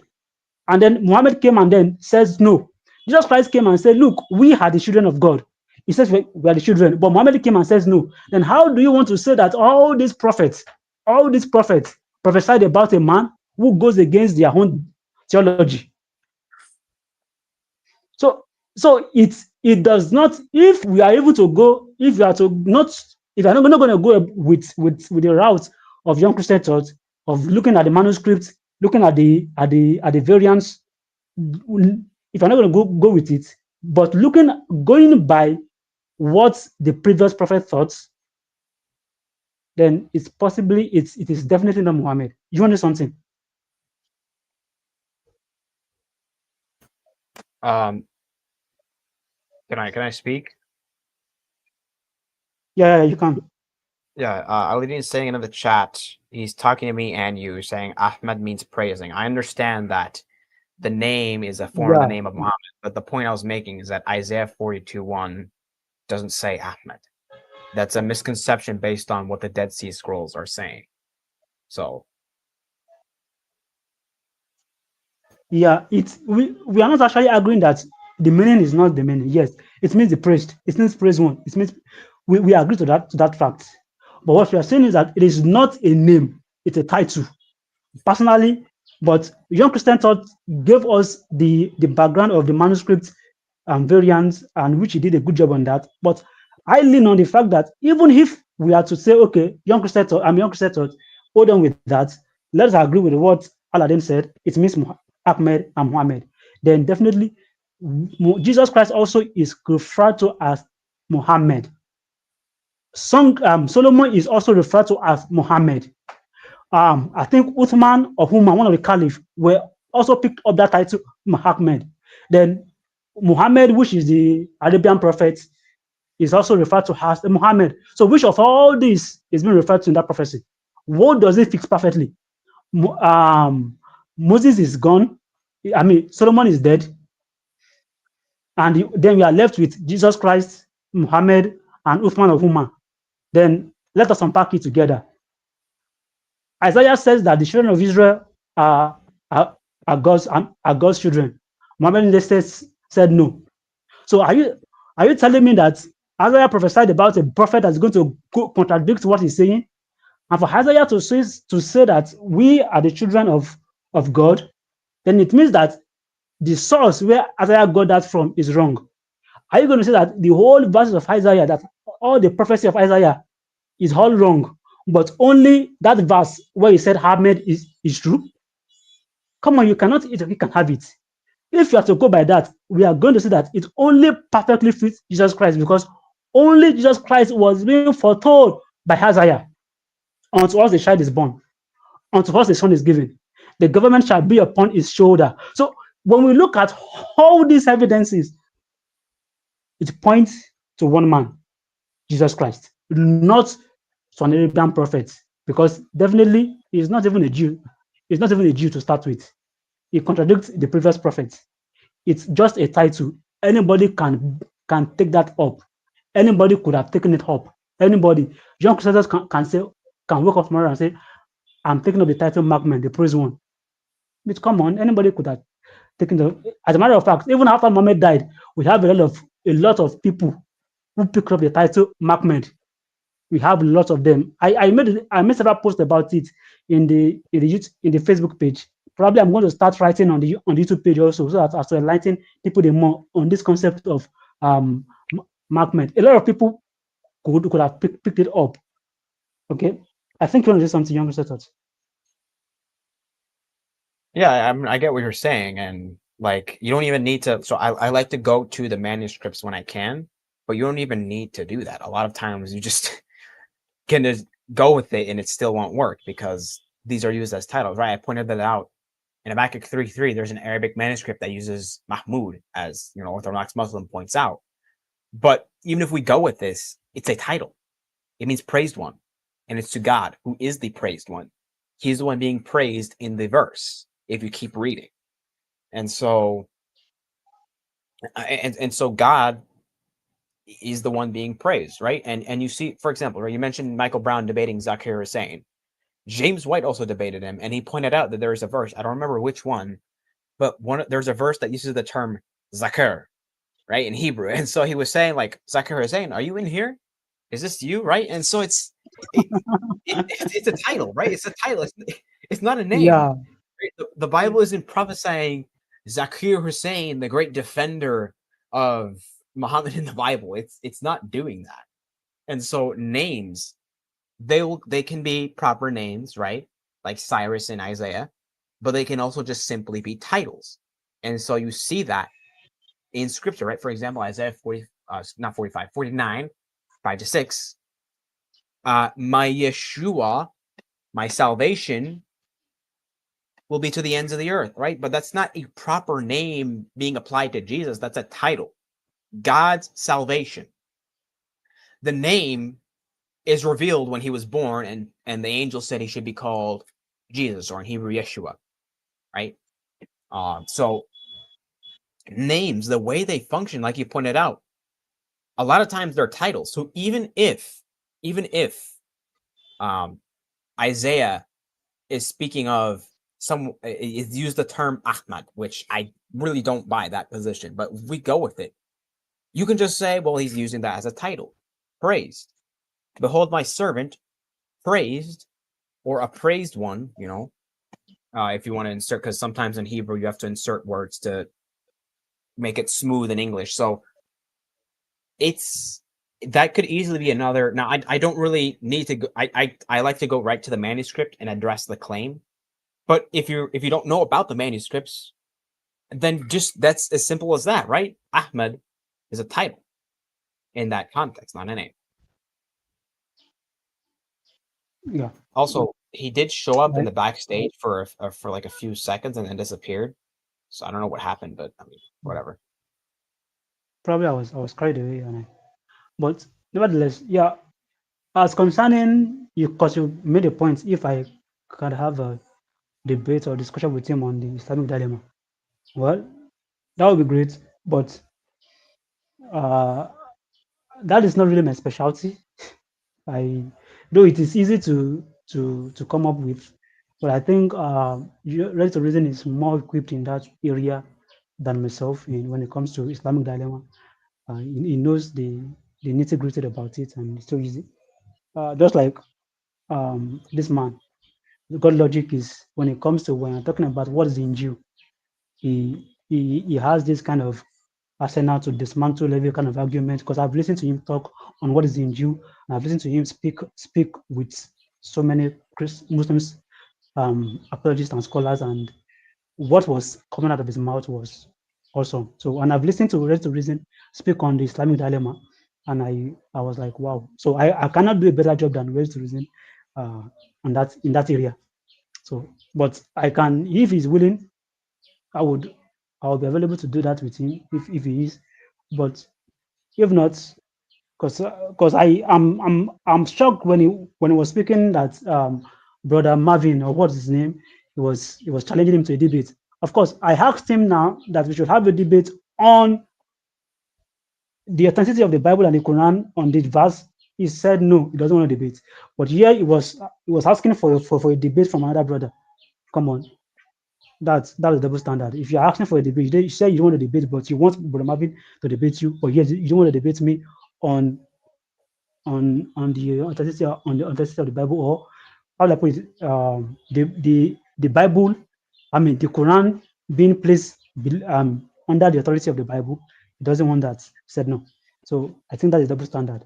But uh the for those that are listening, you might be wondering why didn't we give him a chance to speak about that? It's because we want we want the debate to go smoothly, and we want him to speak about the topic that has been discussed, which would buttress our points. You can listen to different angle. And I'm pleased for the fact that he mentioned that word Ahmed. And I'm very sure that of the series, we are still going to get to Isaiah to buttress on that point also better. But he bringing it up is not so bad. But if he wants to deviate the topic, then we can schedule a day. If he doesn't want a debate, probably he wants the dialogue. Come on, let us know. Then we can schedule it for next week. And let's have this dialogue on which authority the Quran is under the authority of the Bible, or the Bible under the authority of the Quran. Then we can speak about that next week. Then we will know that we'll fix a date. Once you come online, that's what we have to discuss, probably for about 2 hours or an hour plus. Then we round it up. But anything aside that, I don't think there's any point obliging to whatever he wants to say. Do you have any final thoughts, young Christian thoughts? Yeah, I'll say so. First of all, I want to say what we can do, and we'll probably talk about it in the WhatsApp a little more. But maybe what we can do is, since Ready to Reason should be good to go for next week, we can put our Muhammad in the Bible series on hold if Aladdin really wants to show up and do a talk on whether the Quran affirms the Bible, Islamic dilemma. Because if Ready to Reason knows that, then I'd be there eating my popcorn, or my not popcorn, probably my eggs and bacon, eating my breakfast, watching that. So we could do that. I don't know if Aladdin is still in the live chat, but that's something we can do. Um, Now I wanted to say something about Brother Maverick, because so how I showed up on his stream, he made a community post inviting also Christians to join up with him. And when I saw that, I thought, well, you know what? I'll leave a comment and say, hey, I'll try to show up when I can. And he gave me a time also. So he responded and he said, yeah, I'd love to have you up. And he gave me a time. It was 3 p.m. Central Time. And so that was 4 p.m. for me. And so when I got home, I watched TV a little bit with my cousin, then told her, all right, I'm going to go now, go downstairs. And so if you saw, actually, I was still in my school clothes because I got home like an hour ago. So I didn't have time to change. So you saw me like in my blue collar shirt. But that's how I showed up there. I didn't have any talks with Aladdin, so I don't know what he meant by you should thank me. I did see afterward, I was just scrolling through Brother Maverick's page, and then I did see a thumbnail of one of the live streams. Aladdin's name was in the thumbnail, like his YouTube. So I thought, oh, okay. I mean, he showed up too. But I didn't know that until after I did the stream with Brother Maverick, and so and I don't know how much contact I do have with him, because I am in his Discord server. I joined literally just yesterday, like at night, like literally midnight. So I could try to see if he's willing to DM and talk about it. But I mean, by the way Aladdin sounded, it sounded like Brother Maverick is just not interested in a 3-minute back and forth. I wouldn't mind doing that with Aladdin, but I don't think I guess Brother Maverick doesn't want to do that. So, I mean, that's why I said I won't promise anything. So I'll try to reach out to him and see what happens, but I can't make promises. What else was I gonna say? Oh my Yeah. goodness. So that's right. I was gonna ask also. So some of the passages about Muhammad in the Bible, they're kind of easy. Like some of them might take literally 1 minute or two. So are we gonna start combining some together if they're shorter? Like, Yeah, for example, yeah, Haggai yes, 2:7. Like I think that one will probably take like 3 minutes. I'd have to look into it, but yeah, or Isaiah 29, right? That one doesn't take really long. It takes like 10 minutes tops. So um yeah, just making yeah. sure We're because we gonna combine. Yeah, we'll combine okay. them together so that it can be a little bit lengthy. And so, on my final thought, just like what I told you, that is, you were asking Aladdin for a one-on-one conversation. He was not obliging you, but he is looking for a I mean brother Marvin wants a one-on-one conversation. He said no, he wants a well moderated debate. Come on, what's the difference between a dialogue and a debate? If the brother wants a 3 minutes or 1 minute talk together, then it's to me, I think it's a dialogue in form of a debate. Then you should join, since you just want to make your point. Same here with me. You said you don't want to speak about the Bible. You say you don't want to, you just want to speak about what I spoke about. So if you want to speak about it, come next week. Let's have a debate or a dialogue about it. You said no. You said you don't want to debate. But you began to speak about Brother Marvin. You were calling him out for a debate as though the brother is running away. Yet the brother is saying, come, let's have a one-on-one conversation on my live stream. Probably you know that if it's Maverick refused to have formal debate with moderator, he's afraid to do even his own channel, his own.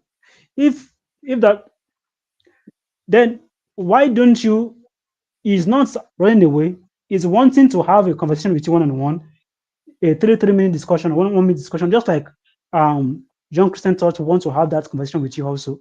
Then why don't you oblige that? Why do you want a formal debate? Somebody can be there to time you guys probably three minutes each. Then you go back and forth, back and forth, back and forth, back and forth, probably until about 2 3 hours or an hour. Then you end the discussion. That will be better, and it will be fair on both of you, rather than wanting a formal debate. Yet you don't want a formal debate with me, but you are clamoring for a formal debate with Brother Maven. Anyway, Yeah. So I mean, like we can do next week. You Aladdin, if you're still there, you have to like communicate here with Christian Apologetics Network because I'm not the host here of this channel. So if you want to talk about whether the Quran affirms the Bible with Ready to Reason, right? You guys need to communicate about that and set that up. Otherwise, we're just going to continue our series about Muhammad and the Bible, and then that will be the topic. And if we have a set topic, then we're going to be talking about that topic. If we're talking about whether Jesus is God, then that will be the topic. We're not going to be talking about whether the Quran has contradictions, whether the Bible has contradictions, the Islamic dilemma, Muhammad, the Bible. We're just going to be talking about whether Jesus is God. So, depending on the topic, right? So, if you really want to discuss that, then we can happily set that up. In fact, we can even set it up with Ready to Reason. Oh gosh, here it again. Come on, man. Christian Apologetics Network, man. No. Oh, this.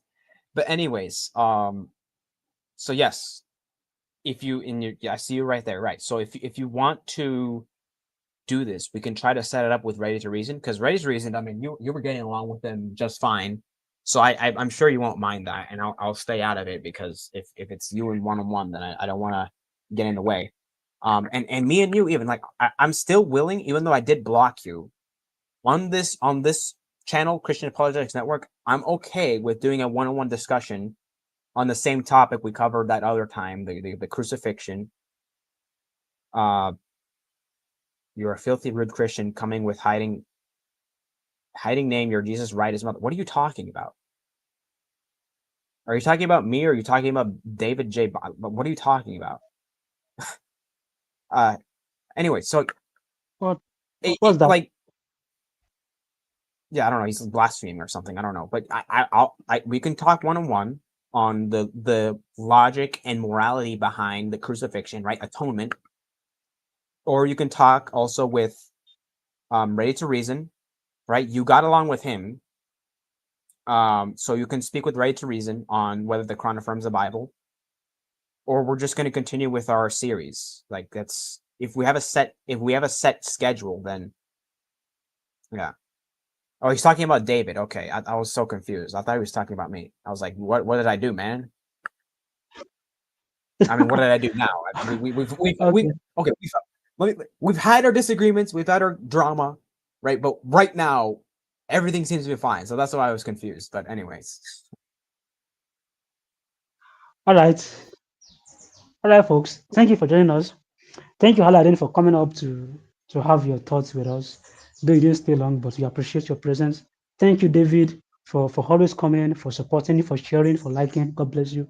Thanks to everyone who joined and watched and left one or two. Thank you. We ask that you pray for us. That the Lord should strengthen our inner man, that we should continue waxing strong with the Lord, and to continue exposing the falsehood of Islam and to reach out to Muslims and uh, till we meet again, till next week by the grace of God. Bye bye.